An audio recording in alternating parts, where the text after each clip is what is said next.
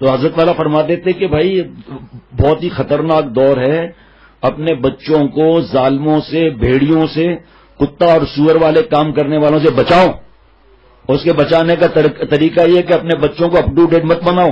اپنی بیٹیوں کو جینز پینٹ اور چڈیاں اور شارٹ سلیو اور روڈوں پر اچھل رہی ہیں، سائیکلنگ کر رہی ہیں، لڑکوں کے ساتھ اچھل کود، بڑی عمر کی بچیاں، ماں باپ خوش، میری بیٹی سائیکل چلا رہی ہے، اب موٹر سائیکل چلائے گی اس کے بعد. اور یہ اب جو بھی جینس پینٹ پہنایا ہے 10 سال کی عمر ہو گئی، 11 سال کی عمر ہو گئی، اب ذرا شلوار قمیص پہن کے دکھاؤ، یا وہ شلوار فراق جو بھی بولتے ہیں، پاجامہ جو بھی پہن کر دکھاؤ، دیکھتا ہوں کیسے پہنتی ہیں. اب یہ لڑکوں کے ساتھ پڑھاؤ. ہمارے بچے الحمدللہ لڑکیوں کے ساتھ بھی نہیں پڑھ رہے.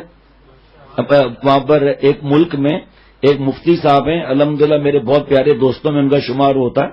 اس ملک میں جب جانا ہوا تو مجھے انہوں نے بتایا کہ میرے پاس ایک بچہ حافظ قرآن ہوا. اس کے بعد مجھے پتا چلا کہ اس کے ابا نے اس کو مخلوط تعلیم میں داخل کرا دیا ہے. بھائی مجھ سے تو برداشت نہیں ہوا. میں نے تو اٹھا کر ان کے والد صاحب کو فون کر کے خوب ڈانٹا کہ جب آپ نے اپنے بیٹے کو جہنم میں ڈالنا تھا تو حافظ قرآن کیوں بنایا؟ اصل میں دماغ میں نشہ چڑھا ہوا ہے کہ بیٹے کے پاس لیپ ٹاپ ہو، سیل فون ہو اور اسمارٹ فون. آج میں نے پہلی دفعہ نام سنا ہے، خط میں لکھا ہوا ہے اسمارٹ فون، پہلی دفعہ نام سنا ہے اسمارٹ فون، شاید ایک دفعہ اور بھی سنا ہو. اسمارٹ فون ہو، لیپ ٹاپ ہو، یوٹیوب بھی ہو، نیٹ بھی ہو، کیبل بھی ہو، فیس بک بھی ہو، ٹیبلٹ بھی ہو، اور کیا بولتے ہیں وہ لیپ ٹاپ بھی ہو اور کمپیوٹر بھی ہو.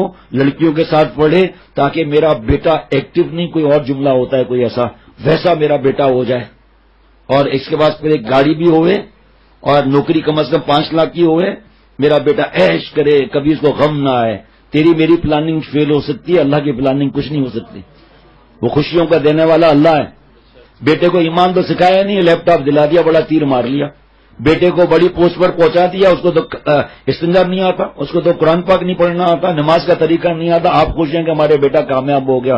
خدا کی قسم ناکام ہو گیا اگر توبہ نہیں کی تو، چاہے اس کی جاب کتنی بڑی ہو.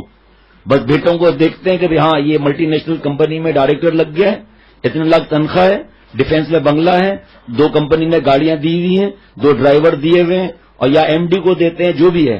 لیکن اس کو تو قرآن پاک پڑھنا نہیں آتا، نماز نہیں پڑھتا، جمعے کی نماز. آپ تو خوش ہو نا کہ جہنم کے راستے کی طرف جا رہا ہے. یہ تو لعنتی خوشی ہے بھائی. آپ کا میرا کام ہے اپنی اولاد کو نیک بنانا. اللہ ہم سے پوچھیں گے آگے کیا ہوتا ہے، ہمارا کوئی واسطہ نہیں ہے. وہ اگر اس کو پھر اگر جاب نہیں ملی تو آج کل تو ہر جگہ لڑکیاں ہیں، اور پھر اگر جو اس کو بولنا نہیں آیا تو پھر کیا ہوگا، اگر یہ فیل ہو گیا تو پھر کیا ہوگا، اگر ہم مر گئے پھر کیا ہوگا، پھر یہ سب رہ جائیں گے بچے. فرمایا زیادہ تر والدین، ماں باپ زیادہ تر روٹی بوٹی اور لنگوٹی. میرے بیٹے کو یہ ہو جائے، اتنی ڈگریاں مل جائے، پڑھائیاں کر لے، نوکریاں مل جائے، جاب مل جائے، ایسے نہ ہو ویسے نہ ہو. اور لڑکیوں کے ساتھ اٹھے بیٹھے بھاگے، جو بھی زنا، شراب، شیش اور بینک، وہ کیا جو کمرے ہوتے ہیں نا وہاں باہر دور دور، فارم ہاؤس، یہ بھلے اس میں لڑکیوں کے ساتھ جائے، بھلے برے دوستوں کے ساتھ جائے، فلمیں دیکھے، پڑھ تو رہا ہے نا، کوئی بات نہیں.